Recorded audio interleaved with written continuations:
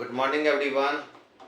आज मैं collision chapter का एक स्पेशल बहुत इम्पोर्टेंट डेरिवेशन करने जा रहा हूँ, जो है जब वन डायमेंशनल कोलिजन होता है उसमें हम जो फाइनल वेलोसिटी दोनों ऑब्जेक्ट का निकालते हैं वो कैसे डिराइव करते हैं वो हम आज निकाल के आप लोग को बताएंगे।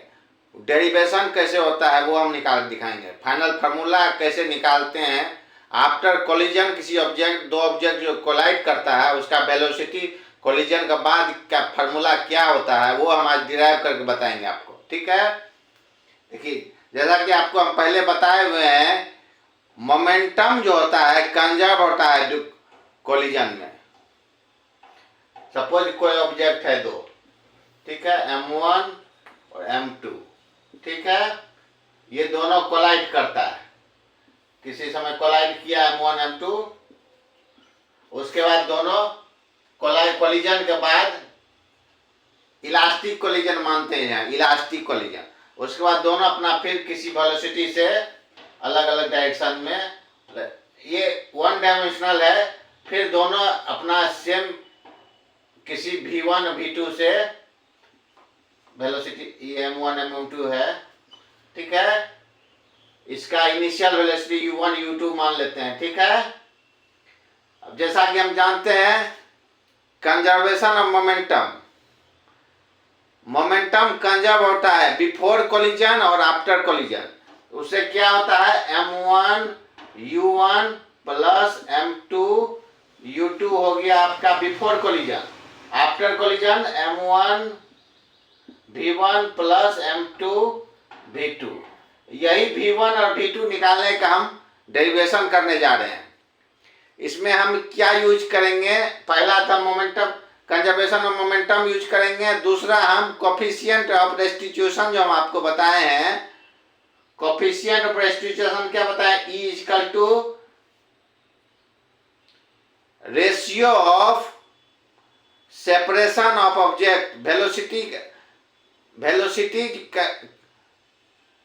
Relative velocity of separation of object, ठीक है, by relative velocity of approaching object.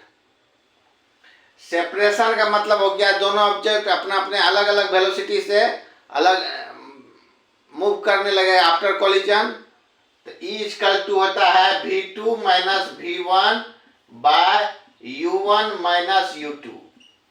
ठीक है, इलास्टिक केस में क्या होगा, इलास्टिक केस में E1 हो जाता है। हम इसमें डिराइव जो कर रहे हैं, मान के चल रहे इलास्टिक कोलिजन है, परफेक्टली इलास्टिक, जहां E का वैल्यू 1 है। जब E का वैल्यू 1 हो जाएगा तो यहां हो जाएगा V2 minus V1 equal to U1 minus U2। इस देखिए अब इक्वेशन ये जो आपका आया, दूसरा इक्वेशन एक ये है, इसमें से क्या करेंगे हम V2 निकाल लेंगे, V2 equal to U1 minus U2 plus V1। अब इस V2 का वैल्यू का हम इक्वेशन 1 में पुट करेंगे V2 की जगह पे, उसके बाद V2 की जगह पर रख देंगे, तो उसके बाद V1 का हम निकाल लेंगे, डिराइव कर लेंगे। अब फिर हम V1 का वैल्यू यहां से निकालेंगे, तो से फिर इसमें पुट करेंगे, V2 का निकाल लेंगे। देखिए जब इसको हम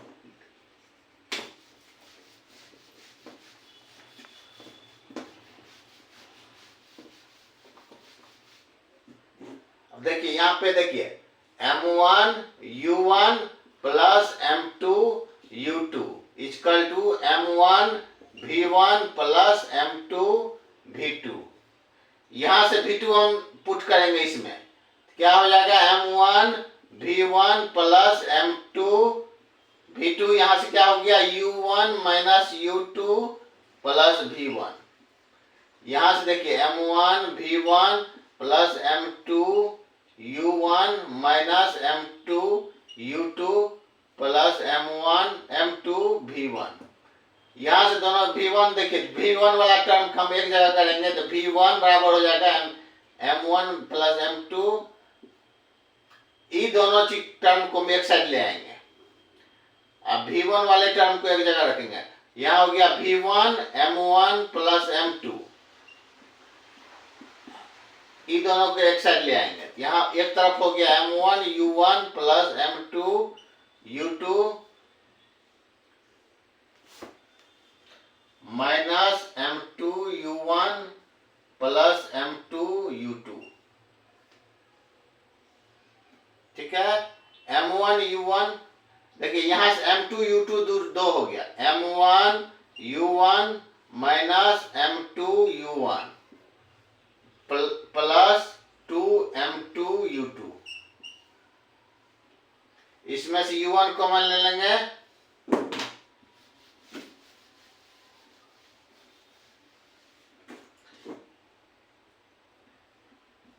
u1 m1 minus m2 plus 2m2 u2।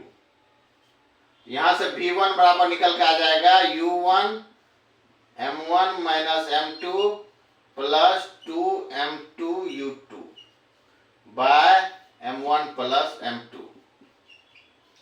देखिए फाइनल फॉर्मूला जो आ गया आपका v1 इजकल टू आ गया आपका u1 m1 minus m2 plus 2m2 u2 bye m1 plus m2। ये v1 का फॉर्मूला आ गया आपको। सेम मेथड से फिर हम v2 का निकाल लेंगे। v2 इजकल टू आ जाएगा u2 m2 minus m1 plus 2m1 u1 bye m2 plus m1। ठीक है, यही डेरिवेशन है, बहुत सिंपल डेरिवेशन है ये। सिर्फ कंजर्वेशन ऑफ मोमेंटम लगाना है, कोफिशिएंट ऑफ रेस्टिट्यूशन का कंसेप्ट से इक्वेशन दोनों से सॉल्व करेंगे, v1 v2 निकाल लेंगे। ठीक है, इससे काफ़ी सारे न्यूमेरिकल पूछे जाते हैं। जब हम न्यूमेरिकल डिस्कस करेंगे देखिएगा इसका काफ़ी यूज होगा। डेरिवेशन आप समझ के, बहुत सिंपल है ये। ठीक है, थैंक यू।